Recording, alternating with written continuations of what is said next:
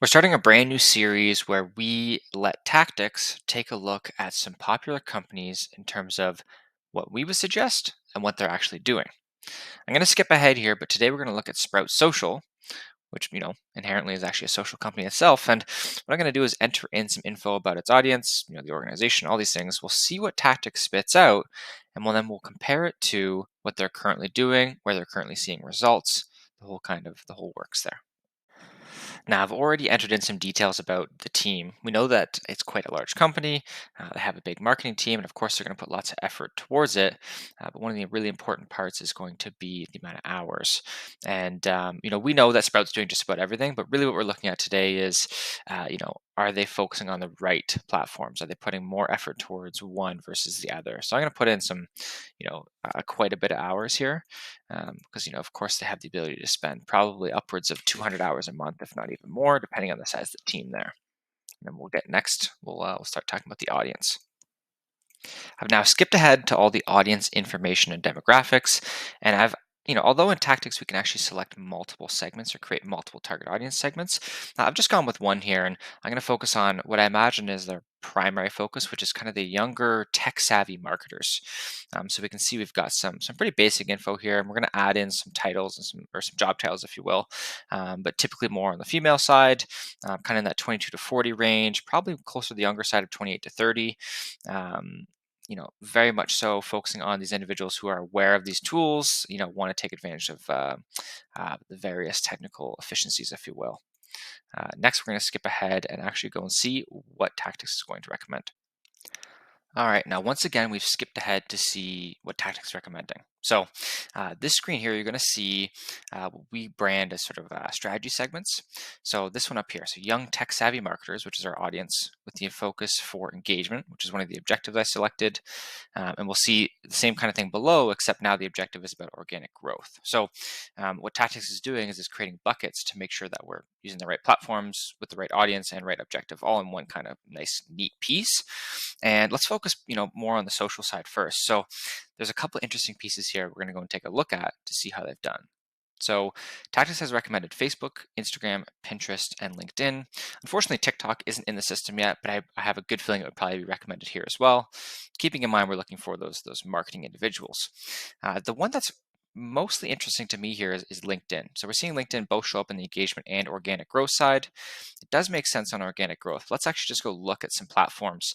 So Sprout is on Twitter as a first one, which was not recommended. Let's go take a look at that. So we do see about 130,000 followers, which is quite a bit. Now let's look at the engagement.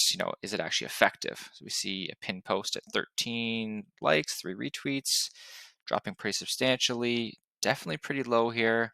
So the engagement is actually not the best on Twitter. So that's an interesting piece for us to see here. Perhaps that was actually a good catch from the tactics side. This is perhaps why you shouldn't be using Twitter. Maybe it doesn't necessarily make sense with the younger kind of marketing demographic. Let's jump and look at Instagram, which was recommended. And of course, we have regular posts versus reels here. Right off the bat, I can see 44,000 followers, fantastic. And I'm seeing an average view of these reels of 2 to 5,000. This is fantastic. 11,000. So this one definitely makes sense. 20,000 here. And again, this is really going to push for TikTok side as well. Kind of reels and TikToks being on sort of the same brand here. This one absolutely makes sense. It's a good recommendation from Tactics and a good push from Sprout. Now LinkedIn was an interesting one. So we see 90,000 followers, which is fantastic as well.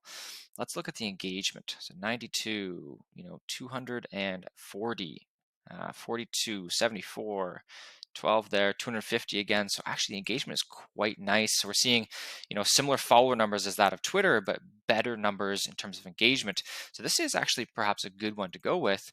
And you might not have, anticipated that with sort of the younger marketing demographic, but it could be quite strong with small businesses. I mean, marketing individuals and professionals are on LinkedIn, and there is a much better shelf life, which is probably why we've seen it over here in our organic growth strategy segment. So LinkedIn actually is in fact a strong choice for Sprout. Facebook was recommended. Let's see what we've got over here. We see, same kind of vibe, about 90,000 followers. Looks like the posts don't have the best engagement here. A couple with none, some with 3, so pretty low on this front. 71, that's not bad. I did also notice that Tactics actually recommended down below in terms of advertising. So this is actually Facebook ads. We see YouTube, Facebook ads, email, blog, influencers. Um, so sometimes you'll see Facebook should be recommended, particularly if you're doing the ad side, because you want organic and ads to be there. So perhaps that's why Tactics has done that. But organically speaking, Facebook not as strong as you would have anticipated. Uh, Very interesting.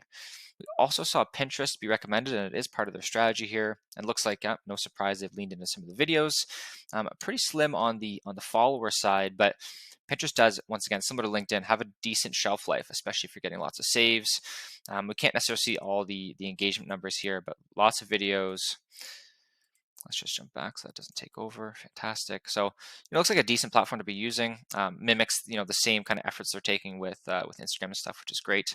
And then, again, although Tactics isn't recommending TikTok because it isn't integrated just yet, it does look like a decent platform. Not as strong as Instagram just yet, but certainly hasn't been around as long either. So no surprise there. And then lastly, we did see that YouTube is recommended over here.